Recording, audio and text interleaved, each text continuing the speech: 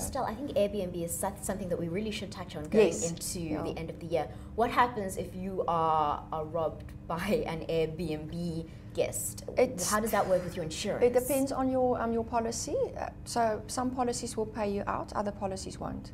So, and I say that for a reason. Most policies also have a requirement that there must be signs of forcible and violent entry. So a lock must be broken or a window must be broken before the policy will pay out. If you allow someone to stay in your house and they steal your stuff, your policy won't pay out. So if you are going to do that, first of all, you know, the biggest risk really is not someone stealing your items, I think.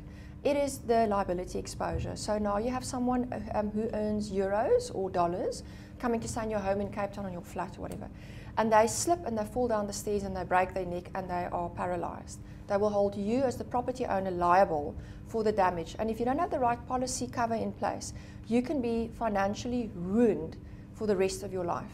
Because if the courts rule you have to pay them that money, you have to pay them that money. So make sure that you've got the right personal liability insurance in place, or that your policy will respond when you rent your home out.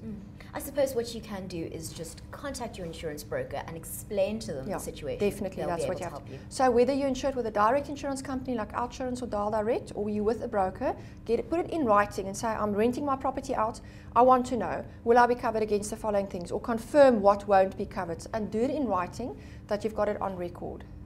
Now, Christelle, we do live in a country where we have frequent blackouts, and sometimes, not always, but sometimes that does affect your alarm system. How do I make sure that even during load shedding, I'm protected?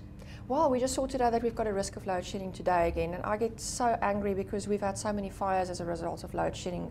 So, you know, I worry about that.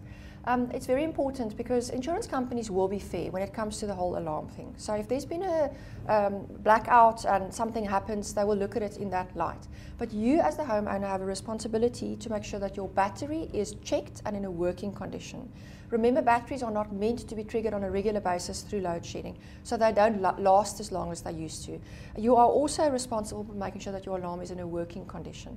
So you can't just walk away from your responsibility around having something in a working order because you think, oh, well, maybe they won't mind because we've had load shedding. The same would apply to your electric fencing.